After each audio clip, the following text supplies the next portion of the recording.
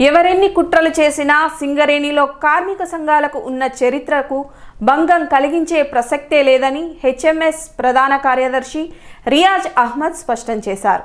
అయితే ప్రస్తుతం పాలకుల కుట్ర నుండి సింగరేణి పరిశ్రమను పరిరక్షించాలన్న, కార్మికుల ఉద్యోగాలకు భద్రత కల్పించాలన్న, ఏ రాజకీయ పార్టీతో సంబంధం లేకుండా నిజాయితీగా పనిచేస్తున్న హెచ్ఎంఎస్కు అండగా నిలబడాలని రియాజ్ సిటీ న్యూస్లో కార్మిక వర్గానికి పిలుపునిచ్చారు.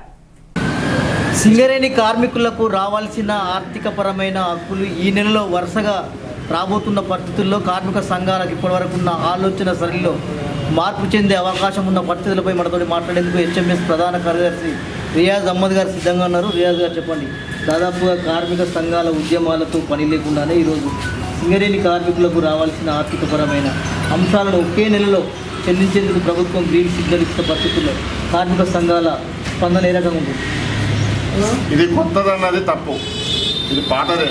ప్రతి సంవత్సరం ఇప్పుడు కాదు, 100 సంవత్సరాల చరిత్ర ఉంది. దసరాకు అన్ని వస్తాయి, దసరాకు అడ్వాన్స్ వస్తుంది, దీపావళి బోనస్ వస్తుంది. లాభాల వాటా ట్రేడ్ యూనియన్ల పోరాట ఫలితమే లాభాల వాటా 10% నుండి మొదలైంది. ఎవరో తురుంకాలు ఇచ్చిండ్రు, మేము ఇప్పించినాం, మేము ఇవ్వని కాదు. లాభాలు నష్టాలు ఉన్న కంపెనీ, బిఎఫ్ఆర్లో పోయిన కంపెనీని బయటికి తీసుకొస్తే మేము వాటా ఇస్తామని ప్రభుత్వం చెప్పింది. ఆనాడు తెలుగుదేశం ప్రభుత్వం చెప్పింది. అప్పుడు మేమందరం కలిసి మరి లాభాలు వచ్చినప్పుడు ఏం చేస్తారు అంటే లాభాల వాటా ఇస్తామన్నారు. 10% నుండి మొదలైంది. ప్రొడక్షన్ పెరుగుతూ ఉన్నది, మ్యాన్ పవర్ తగ్గుతూ ఉన్నది. ప్రతి సంవత్సరం ఇస్తున్నారు.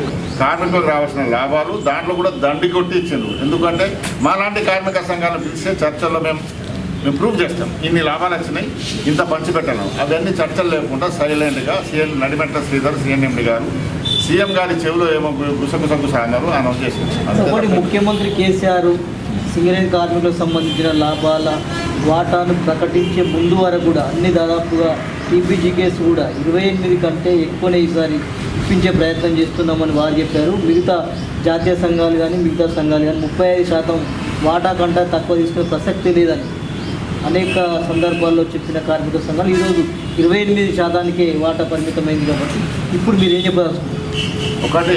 మనము ఒకటి గుర్తుంచుకోండి, ట్రేడ్ యూనియన్లో డిమాండ్ ఉంటుంది. ఎవరైనా ట్రేడ్ యూనియన్ మేనేజ్మెంట్ డిమాండ్ ఉంటుంది. మేము ₹1 అడుగుతాం, ₹1 వస్తుందా? బార్గెనింగ్ అది.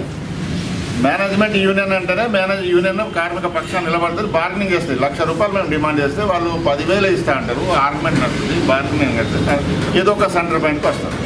కనుక నిన్న వీళ్ళు బోకస్ మాటలు చెప్పుకున్నారు. వెంకట్రావు గారు కానీ మిర్యాల రాజిరెడ్డి గారు కానీ ఇద్దరు కూడా బోకస్ మాటలు, ఏదో పెద్ద కాన్ఫిడెన్స్, సీఎం ఏదో చెప్తాడు, మేము లబ్ధి పొందవచ్చు, రేపు వస్తుంది, ఎల్లుండి వస్తుంది, ఎల్లుండి వస్తుంది, ఊహగానంతో చెప్పడం. రాగానే మేము చెప్తేనే వచ్చిందండి, అసలు వాళ్ళు చెప్తే రాలేదు. వాస్తవానికి లాభాల వాటా మీద కానీ ప్రతి ఒక్క దాని సమస్యల మీద ఫస్ట్ స్పందించింది ఎవరు? హెచ్ఎంఎస్. ఇంకో వాదన, కార్మిక సంఘాల్లో ఐక్యత లోపించడం మూలంగానే ఈరోజు కార్మికులకు న్యాయపరంగా రావాల్సిన లాభాల వాటా రాలేకపోయిందనేది వాదన. ఐక్యత ఏం లేదు. ఐక్యత ప్రధానమైన సమస్యలపైన ఐక్యత ఉన్నది. కార్మికులను మనము ఐక్యం చేస్తున్నాం. జాయింట్ యాక్షన్ కమిటీ ఐక్య ఉద్యమాలు ఎప్పుడు కూడా సింగరేణిలో ఫెయిల్ కాలే. ఎన్నికలు ఉన్నాయి కదా అని ఎవరి దుకాణం వాళ్ళు పెట్టుకొని నాటకం చేస్తారు. అందరికీ తెలుసు ఇంటర్నల్గా. ఇప్పుడు అందరూ పెద్ద పెద్ద మాటలు మాట్లాడతారు. 28 కంటే ఎక్కువ రాదని ప్రతి ఒక్కరికి తెలుసు. 28 రావడం కూడా మంచి ఇదే. కాకపోతే లాభాలు ప్లస్ బోనస్ కూడా తీసుకొస్తున్నాం. అది కూడా వస్తుంది. బోనస్ 64,700 బోనస్ తీసుకొచ్చినాం. 15వ తారీఖు సాయంత్రము మిమ్మల్ని పోయినసారి కంటే ఎక్కువనే బోనస్ తీసుకొచ్చి మీ ముందట పెడతాం. సింగరేణిలో జరుగుతున్న పరిస్థితులు కనుక చూసినట్లయితే ఆర్టీసీలో ఎట్లయితే కార్మిక సంఘాలు నిర్వీర్యమైనాయో సింగరేణిలో రానున్న కాలంలో అయ్యే ప్రమాదం ఉన్నట్టుగా అనుకోవచ్చు. లేదు, అది ఆర్టీసీ వేరు, మనది వేరు. Singareni central government rules, central rules. Central labour commissioner, central labour commissioner ఆధీనం సెంట్రల్ గవర్నమెంట్ ఆధీనం ఉంటుంది, అది వేరే. స్టేట్ గవర్నమెంట్ ఏంటంటే ఆర్టీసీ పక్కా స్టేట్ గవర్నమెంట్ జీవ సంస్థ. కనుక అక్కడ రూపుమాపినట్టు ఇక్కడ మాపే అవకాశం, అది టెంపరీ. మీరు చూస్తున్నారు కదా, కార్మిక వర్గం పైన దాడి చేసిన వాళ్ళు ఎవరు కూడా సంసారం చేయలేదు. ఒక్కసారి రెండోసారి కార్మికులకు ఆర్థికపరమైన అంశాలను ఇచ్చే ముందు ఖచ్చితంగా బాధ్యత గల సంఘాలను పిలిచి చర్చించాల్సిన ఆనవాయితీ సింగరేణిలో ఉంది. కానీ అట్లా జరగట్లేదు కదా. దీన్ని అంతా చూసినట్లయితే కార్మిక సంఘాలు రానున్న కాలంలో సింగరేణిలో కనుమరుగయ్యే ప్రమాదం ఉన్నట్టుగానే పరిస్థితి కనబడుతుంది. దాని రిజల్ట్ లాస్ట్ టైం అసెంబ్లీ ఎన్నికల్లో ఇచ్చినాం. లాస్ట్ టైం అసెంబ్లీ ఎన్నికల్లో కార్మిక వర్గానికి వ్యతిరేకంగా ఇచ్చిన వాగ్దానాలు నీటి బుడగల్ లాంటి అని తేలిపోయిన తర్వాత 9 మంది ఎమ్మెల్యేలను ఓడగొట్టిన సింగరేణి కార్మికులకు జైలు కొడుతున్నా నేను రాష్ట్రంలో. ఈ రాష్ట్రంలో మొత్తం టీఆర్ఎస్ గెలిచింది. ఇక్కడ ఇదే తెలంగాణ రాష్ట్రంలో కోల్ బెల్ట్ మొత్తం tribal area, coal belt area వాళ్ళను నిర్వీర్యం చేసిండు. కార్మిక వర్గానికి తుంగలు దొక్కిండు. యూనియన్ లేకుండా చేసే కార్యక్రమం చేస్తామని చేపట్టింది కాబట్టి 9 మంది ఎమ్మెల్యేలు, ట్రైబల్ ఏరియాలో 3, మొత్తం 12 మంది ఎమ్మెల్యేలు ఇక్కడి నుండే ఓడిపోయారు. అది గుణపాఠంగా నేర్చుకొని ఇవాళ టీజీపీ కేసును పిలవలే. టీజీపీ కేసు సంకల పెట్టుకుంటే నా పోస్టులన్నీ ఊడిపోతాయని కేసీఆర్ గారు ప్రధానంగా బాగా ముందు చూపుతో ఆలోచించే మొన్నటి దాంట్లో ఒక ఎమ్మెల్యేని పిలవలే, ఒక ఎంపీని పిలవలే, ట్రేడ్ యూనియన్ నాయకులను పిలవలే. ఆయనే అనౌన్స్ చేసింది. వాళ్ళ మీద ఎంత కష్టం ఉన్నదో దీంతో తెలిపోతుంది. కనుక ఇవాళ మళ్ళీ అదే పాత్ర పోషిస్తే టీఆర్ఎస్ ఈ కోల్బెల్ట్ ఏరియా పుట్టగతులు ఉన్నాయి. మళ్ళీ ఎమ్మెల్యే ఎన్నికల్లో ఓడిపోవడం ఖాయం. సింగరేణిలో జరగబోతున్న ఎన్నికల దృష్టిలో పెట్టుకునే ఆర్థిక అంశాలను ఒకే దెబ్బలో ఇచ్చేందుకు ప్రభుత్వం అంగీకరించిందని అనుకోవచ్చు. లేదా తప్పది, ఎప్పుడు వచ్చేది, అది ఎప్పుడు కూడా వచ్చేది, మనకి రెగ్యులర్గా వచ్చేది. ఇవాళ లాభాల వాటం ఒకటి పెరిగింది. మార్చి నెలకు సంబంధించిన వేతన బకాయిలు కూడా జాతీయ సంఘాలు ఎన్ని రకాల ఉద్యమాలు చేసినా కూడా స్పందించిన పరిస్థితి కనబడలేదు. కానీ ఇప్పుడు మీరు అడగకముందే ప్రకటించిన పరిస్థితి. మేము అడుగుతూనే ప్రకటించారు. మేము అడగకుండా ఎక్కడ ప్రకటించేది? మేము హెచ్ఎంఎస్ఏ, వేరే కూడా కాదు. లాక్డౌన్లో కూడా మేము నిద్రపోలేదు. తర్వాత ఆర్ఎల్సీకి లెటర్ పెట్టినాం. మేము చేయబట్టే సింగరేణి కార్మికులకు 50% వేజెస్. 2015లో జరిగిన ఎన్నికల సమయంలో కూడా ఇదే దసరా ముందు అనేక అంశాలు కార్మికులకు ఇవ్వడం మూలంగానే మీరైతే ఆ ఎన్నికల్లో ఫలితాలు ఏ రకంగా అనుకున్నారో అంచనాలు మారినాయి కదా. ఈసారి కూడా అదే ఉత్పన్నం అయ్యే అవకాశం ఉన్నట్లుగా పలువురు పరిశీలకులు భావిస్తున్న పరిస్థితి. సార్, పరిశీలకుల అంచనా తప్పుడు అంచనా ఉంది. ఎందుకంటే పైసలను తీసుకొని ఓట్లేయాలి. అట్లా పైసలకు కార్మికులు అమ్ముడుపోలేదు. తప్పుడు సమాచారం, తప్పుడు ఆరోపణలు కార్మిక వర్గానికి తప్పుగా బదనాం చేస్తున్నారు. 2 ఒకవేళ చేస్తే 40,000 కాదు 50,000 ఓట్లు వాళ్ళకి రావాలి.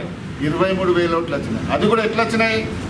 ఇక మేము గెలవము, మా పని అయిపోయింది, మా వాళ్ళ ముఖాలు చూస్తలేరు, మంత్రులు వచ్చిన ముఖాలు చూస్తలేరు కార్మికులని సీఎం గారు డైరెక్ట్ 4 రోజుల ముందు స్వయాన దిగి మారు పేర్ల మీద ఉన్న వాళ్ళకు నేను చేస్తా అన్నాడు. ఆ మారు పేర్లు ఇంతవరకు కాలేదు.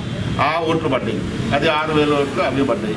తర్వాత ఒక రోజు ముందు అన్ఫిట్ అయిన ఉద్యోగాలు ఇస్తా, మెడికల్ డిపెండ్ అన్ఫిట్ చేసి ఉద్యోగం ఇస్తా అన్నాడు. అది కూడా కాలే. అది 12,000 మంది ఉండే. ఆ 12,000 ఓట్లు పడ్డాయి. తర్వాత ప్రతి ఒక్కరికి 10 లక్షలు డైరెక్ట్ లోన్ ఇస్తా ముఖ్యమంత్రి.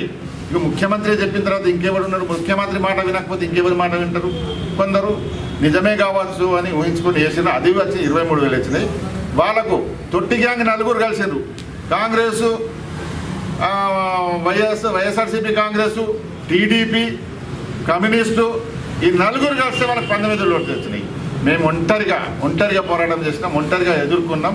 మా కార్యకర్తలను ట్రాన్స్ఫర్ చేసి 10 మందిని ట్రాన్స్ఫర్ చేశారు. మా కార్యకర్తలు సస్పెండ్ చేసే ప్రయత్నం చేశారు, బెదిరించారు.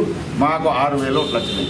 ఇక సింగరేణిలో శాసించే స్థాయిలో పెరిగిపోయిన కాంట్రాక్ట్ కార్మికులు కూడా ఇప్పుడు ప్రకటించిన లాభాల వాటా నుండి మాకు కూడా కొంత కావాలని వాళ్ళు డిమాండ్ చేస్తున్న పరిస్థితుల్లో హెచ్ఎంఎస్ ఏం చెప్పాల్సి? ఒక్కటి భాయ్ సార్, ఇక్కడున్న గెలిచిన చాతకాని కార్మిక సంఘాలు చాతకాని కార్మిక సంఘాలు వేజ్ బోర్డు విషయంలో నేను సంతకం పెట్టిన, లాభాల వాటా విషయంలో కాదు, బోనస్ విషయంలో కూడా కాంట్రాక్ట్ కార్మికులకు ఇవ్వాలని వేజ్ బోర్డులో మేము అగ్రిమెంట్ చేసినాం. ఇక్కడ ఇంప్లిమెంట్ కాలేదు. పరంగా మీరేం చెప్పాల్సి? వాళ్ళు అడిగే వాళ్ళకు కూడా లాభాల వాటా న్యాయమైంది, వాళ్ళకు కూడా ఇవ్వాల్సిందే. పైసో పరకో వాళ్ళకు కూడా ఇవ్వాల్సింది, ఇవ్వాలే మేము డిమాండ్ చేస్తున్నాం. ఓకే, చివరి చెప్పండి. అంటే రానున్న కాలంలో ప్రమాదకర పరిస్థితుల్ని ఎదుర్కోబోతున్న సింగరేణి రక్షించాలంటే ఒక బలమైన సంఘం, గుర్తింపు సంఘంగా గెలవాల్సిన పరిస్థితి ఉన్నది కాబట్టి హెచ్ఎంఎస్ కార్మిక వర్గానికి ఏం చెప్పాల్సింది? సింగరేణిలో మీకు ఇప్పుడు అర్థమైపోయింది. పొలిటికల్ పార్టీతో తూకగా ఉన్న కార్మిక సంఘాలతో ఒక పై సంబంధం కూడా ఫాయిదా ఉండదు. వాళ్ళు ఐఎన్టీసీ కాంగ్రెస్ ఉన్నప్పుడు అదే పాత్ర, టీఎన్టీసీ టీడీపీ ఉన్నప్పుడు అదే పాత్ర, టీఆర్ఎస్ టీజీపీకేస్ ఉన్నప్పుడు అదే పాత్ర. వాళ్ళని ఆ ప్రభుత్వాలు వాళ్ళ సంఘాల దగ్గర రానివ్వవు. కార్మికులను మోసం చేస్తే సింగరేణిని కూడా మోసం చేస్తారు. సింగరేణి ఆస్తులన్నీ దంచుకుంటారు. అప్పుడు ఏ పార్టీగా పొలిటికల్ పార్టీకి సంబంధం లేని కార్మిక సంఘం, హెచ్ఎంఎస్ లాంటి కార్మిక సంఘం ఉంటేనే ఎవరికి మనం భయపడం, ఎవరికి తోక కాదు. కనుక కార్మిక వర్గం ఒకే వైపు హెచ్ఎంఎస్ లాంటి కార్మిక సంఘం వైపు ఉంటే మీ సమస్యలు పరిష్కారం అవుతాయి. కార్మిక సంఘం గెలిపించుకోవాలి. హెచ్ఎంఎస్ ఇప్పటికీ అప్పుడు ఎట్లా ఉందో ఇప్పుడు అట్లా ఉంటుంది. లొంగది, భయపడది, కార్మిక పక్షాన్ని నిలబడుతుంది. ఏం చేసినా కార్మికులకు ఆపదలు ఉన్న కార్మికులను ఆదుకుంటుంది. కనుక కంపెనీ బతకాలే, కంపెనీ సమస్యలు పరిష్కారం కావాలి, కార్మిక సమస్యలు పరిష్కారం కావాలంటే హెచ్ఎంఎస్ ఒకే ప్రత్యామ్నాయంగా సింగరేణిలో ఉంది. సింగరేణి హెచ్ఎంఎస్ గెలిపించండి అని మేము అప్పీల్ చేస్తాం. సో మొత్తంగానైతే ఏ రాజకీయ పార్టీతో సంబంధం లేకుండా నిజాయితీగా కొనసాగుతున్న హెచ్ఎంఎస్ని గెలిపిస్తేనే సింగరేణి పరిశ్రమ పరిరక్షణతో పాటు కార్మికులకు సంబంధించిన ఉద్యోగ భద్రతకు ఎలాంటి డోకా ఉండదని ఇప్పుడు హెచ్ఎంఎస్ ప్రధాన కార్యదర్శి రియాజ్ అహ్మద్ భరోసా ఇస్తున్న పరిస్థితుల్లో రానున్న ఎన్నికల్లో కార్మిక వర్గం ఎలాంటి తీర్పునివ్వబోతుందో వేచుద్దాం. కెమెరామెన్ త్రిపేటతో సత్యం, సిటీ న్యూస్, గోదావరిఖని.